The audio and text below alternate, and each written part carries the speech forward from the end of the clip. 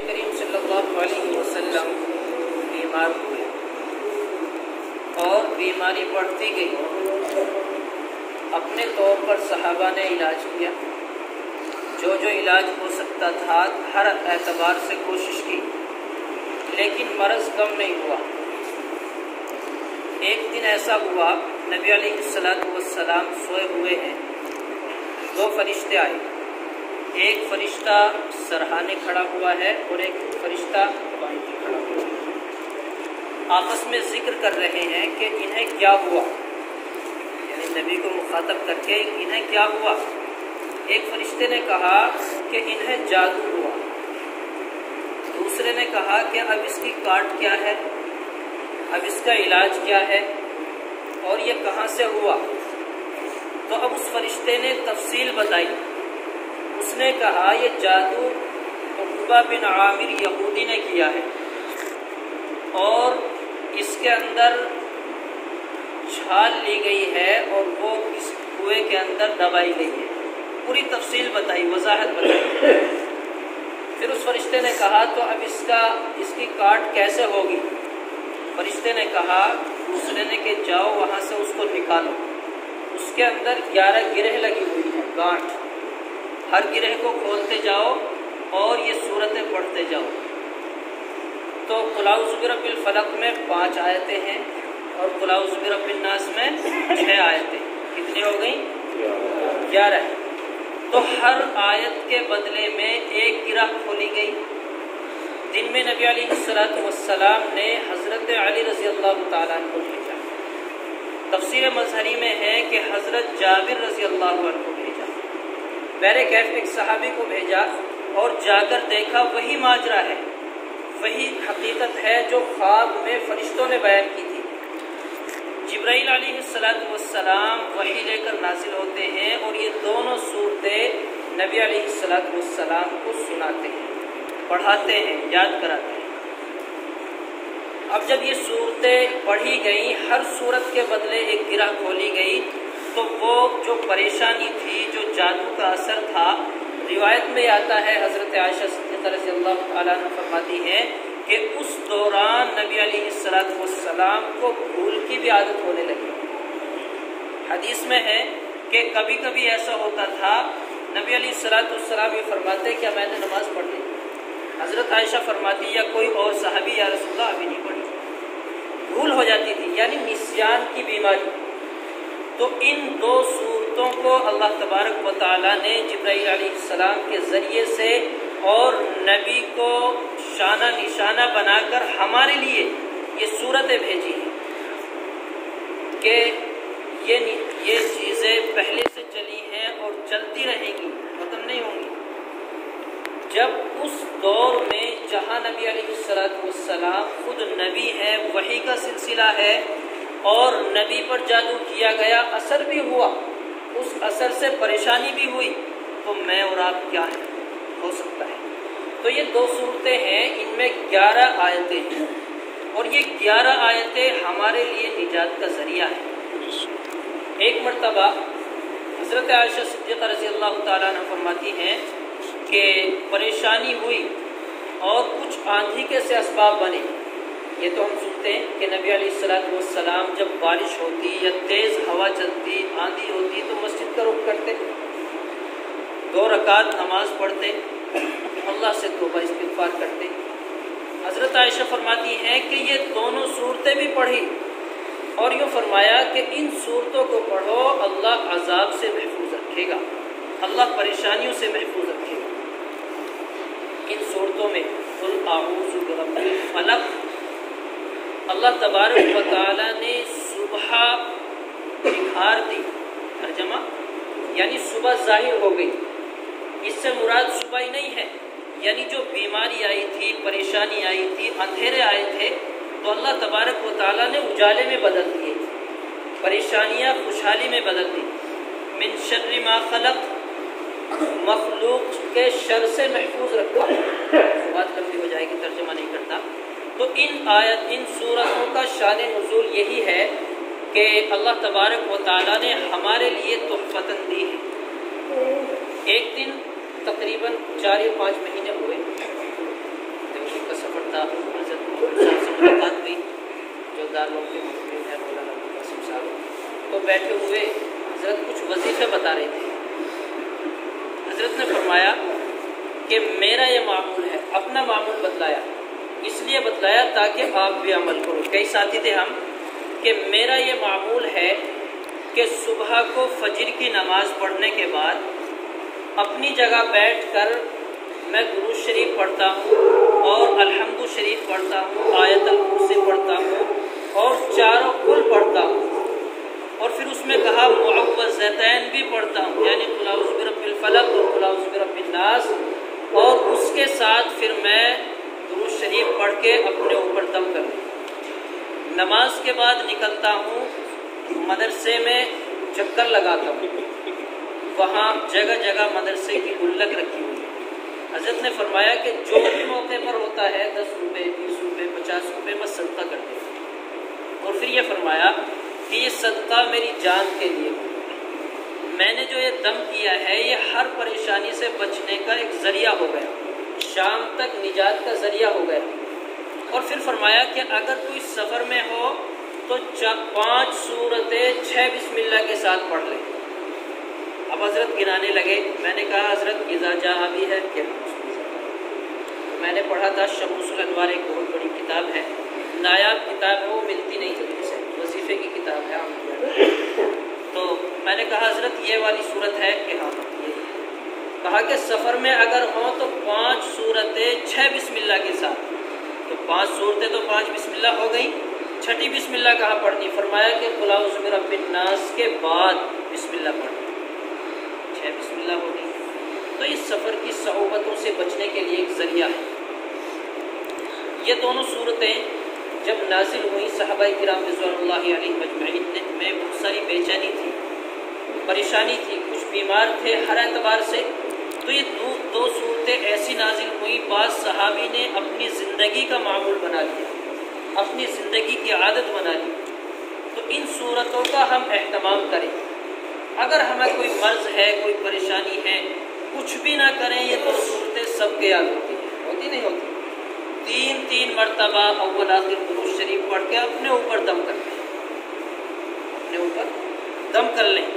اگر اور پریشانی ہے تو اپنے پاس ایک گلاس پانی رکھیں اور اس پانی پہ دم کر کے اس کو تھوڑا سا منہ پہ ہاتھ پہ پھیر دیں، تاکہ ہم ان پریشانیوں سے بلاؤں سے بچے رہیں جو ہمیں نظر نہیں آتی، جو بیماریاں ہمیں دیکھتی نہیں ہیں، ہمیں محسوس نہیں ہوتی، اور یہ حقیقتاً ہوتی ہیں۔ ہاروت و ماروت 2 فرشتے آئے جو جادو سکھاتے تھے، دوسرے پہلے پارے میں ہیں، اور حضرت سلیمان علیہ السلام کے دور سے تو یہ سلسلہ اور زیادہ بڑھا بڑھتا چلا گیا۔ حضرت موسیٰ علیہ السلام کے دور میں اس نے مضبوطائی پکڑی، جادو سپیروں کا ایک سلسلہ تھا، اور اتنے بڑے بڑے جادوگر موجود تھے کہ بڑی بڑی رسیوں کے بڑے بڑے سانپ بنا دیتے تھے، جو ہم نے حضرت موسیٰ کے قصے میں سنا۔ حضرت موسیٰ علیہ السلام نبی ہونے کے باوجود بھی خوف کھا گئے، ڈر گئے۔ 16ویں پارے میں ہے سورہ طٰہٰ میں کہ جب جادوگروں نے اپنے جادو دکھائے اور ان کے بڑے بڑے سانپ بنے چلنے لگے، تو حضرت موسیٰ علیہ السلام کے ہاتھ سے جو لاٹھی تھی وہ ڈر کی وجہ سے گر گئی۔ حکم تو یہ ہوا کہ اسے چھوڑ دو، لیکن چھوڑنے کی نوبت نہیں آئی، ہاتھ پیر کب کبائے ڈرے۔ یعنی ایک فطرت ہے، انسانی فطرت، اور وہ انسانی فطرت کبھی کبھی غالب آ جاتی ہے۔ حالانکہ نبی ہے اور پہلے بتا دیا گیا، ساری وضاحتیں ہو گئی۔ ولا تخف، یہ بھی فرمایا کہ ڈرنا نہیں ہے، خوف نہیں کھانا، لیکن پھر بھی ڈر۔ آخر پھر اپنی نبوت کے جوش میں آئے اور سوچا کہ میں تو نبی ہوں، مجھے کیا ضرورت پڑی ڈرنے کی۔ اب دیکھا ان کا جو عصا ہے وہ بھی صاف بنا، تو ان کے جادو کی کاٹ کس سے ہوئی؟ نبوت سے۔ اور ہمیں یہ صورتیں کس سے ملی؟ نبوت سے۔ یہ صورتیں ہمیں میرے آقا کے ذریعے، میرے آقا کے طفیل نبوت سے ملی، قرآن سے ملی ہے، جس کی ہم قدر نہیں کرتے، تراویح میں قرآن پڑھنے کی عادت نہیں ڈالتے۔ شاید اگر پہلے رمضان کو میری بات ہوئی ہوتی تو کوئی تراویح نہ چھوڑتا۔ رکوع کے بعد کی دعا کس کس کے یاد ہے؟ کے بعد سمی اللہ لمن حمدہ ربنا لک الحمد، اس کے بعد حمدن کثیرن طیبا مبارکن فی، یہ دعا ہے۔ اللہ تبارک و تعالی رمضان کے مہینے میں ہر چیز کا ثواب زیادہ دیتے ہیں، میں نہیں بتاؤں گا کتنے دیتے ہیں، پورے مہینے سنو۔ تو ایک سجدے کے بدلے میں، تراویح کا ایک سجدہ، اس کے بدلے میں 1500 نیکیاں اللہ دیتے ہیں، اور یہ سنت ہے تراویح۔ فرضوں کا کیا حال ہوگا، قرآن کریم کی تلاوت کا کیا حال ہوگا، اور دیگر عبادتوں کا کیا حال ہوگا، روزے کا کیا حال ہوگا، ایک بات ہے۔ اور جب ہم اگر ہر رکعت میں حمدن کثیرن طیبا مبارکن فی پڑھیں گے تو ہمارا جو آدھا شریر ہے، ناف سے نیچے کا حصہ ہے، کبھی بھی کسی بیماری میں مبتلا نہیں ہو سکتا، کبھی بھی۔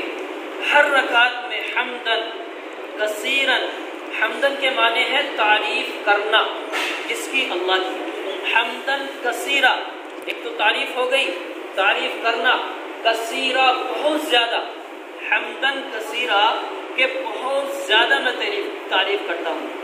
طیبہ، تعریف بھی ایسی نہیں خالی پیلی، پاکیزہ تعریف۔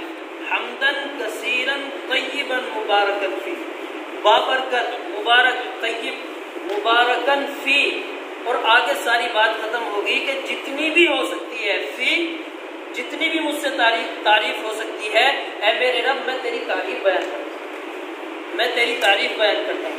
ایک تو رکوع کیا، رکوع میں عاجزی بیان کی، اللہ کے سامنے جھکا، اور پھر کھڑے ہو کے اللہ کی تعریف کل ملا کے ساری کر دی کہ میرے رب حمدن کثیرن طیبا مبارکن فی، جتنی بھی تیری تعریف ہو سکتی ہے میں بیان کرتا ہوں۔ یہ تو نماز کی ہو گئی۔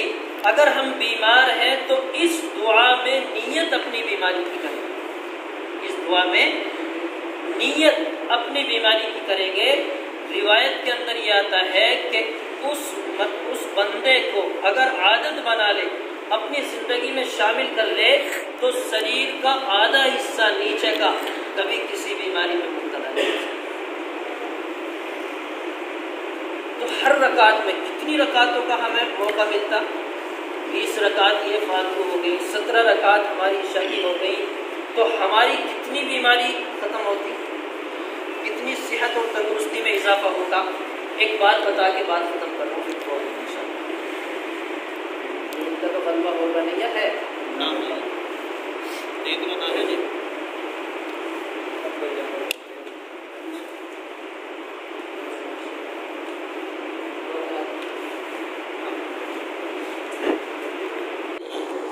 میں نے آپ کے سامنے دو صورتوں کا صرف خلاصہ بیان کیا، چھوٹا سا، قل اعوذ برب الفلق اور قل اعوذ برب الناس۔ ایک لطیفہ ہے لیکن ہے سچا۔ کسی نے سنا کہ سورہ ناس، قرآن میں ایک سورہ ناس ہے، اور اس نے سوچا ناس کا معنی مٹانا، کسی کو برباد کرنا، ناس کے معنی ہے لوگ، انسان۔ اب اس نے جس سے دشمنی تھی، میں یہ واقعہ اس لیے سنا رہا ہوں کہ دوسرے کو ہدیہ کرنا، پڑھ کے دینا، اس کی بیماری میں کمی کرنا، اس کی صحت میں اضافہ کرنا، مالداری میں اضافہ کرنا، اس کی مقام اور مرتبہ بڑھانا۔ اب اس آدمی نے اس کے گھر جا جا کر پڑھنا شروع کیا کہ مجھے تو اس کا ناس کرنا ہے، قل اعوذ برب الناس ملک الناس الہ الناس من شر الوسواس الخناس، ناس بڑھتا چلا گیا وہ، اور پھونک بھی مارتے 2-4، اور زیادہ ناس کرنا، پھونک بھی مارتے 2-4۔ کافی دن ہو گئے پڑھتے پڑھتے، اگر اس کے پاس 10 روپے تھے تو 20 ہو گئے، وہ بیمار تھا، ٹھیک ہونا شروع ہو گیا، ترقی پہ ترقی ہونی شروع ہو گئی۔ اور اس نے کسی سے معلوم کیا صاحب کیا کریں، میں نے تو کئی مہینہ ہو گئے پڑھتے پڑھتے اس کے ناس کرنے کے چکر میں ہوں، اور وہ تو اور ترقی کر رہا، اسے تو عزت مل رہی، مقام مل رہا ہو، تو بہت آگے بڑھ گیا۔ کیا پڑھ رہا تھا تو ناس پڑھ رہا تھا، میں سورہ ناس پڑھ رہا تھا۔ تو یہ ناس کرنے والی صورت نہیں ہے، یہ ناس کو ختم کرنے والی صورت ہے۔ جو اس کے گھر میں بیماریاں، پریشانیاں، دکھ درد تھے، وہ میں نے نکال دیے، جو اللہ بلا تھی وہ نکال دی، وہ ناس کہاں سے ہوگا، وہ تو اضافہ ہوگا۔ تو انجانے میں ہوا لیکن فائدہ ہوا۔ کہنے کا مقصد یہ ہے ہم کسی کے لیے پڑھ کے ہدیہ کریں گے اعمال، تو اس لیے ہمیں قل اعوذ برب الفلق قل اعوذ برب الناس ان کی عادت بنانی ہے۔ اچھی طرح یاد کریں، اچھی طرح یاد کریں، سمجھیں اور پھر اس کی عادت بنائیں، اس کو وقتاً فوقتاً پڑھتے رہیں۔ اللہ کا فضل ہے، اللہ کا انعام ہے کہ اس نے ہمیں الحمد شریف سے لے کر الف لام میم سے الجنۃ والناس تک پورا قرآن سننے کی توفیق بخشی۔ جتنے بھائی شریک ہوئے یا نہ ہوئے، اللہ ہم سب کو اس قرآن کی برکت سے ہر بلا سے، ہر پریشانی سے محفوظ رکھے۔ شیخ خان صاحب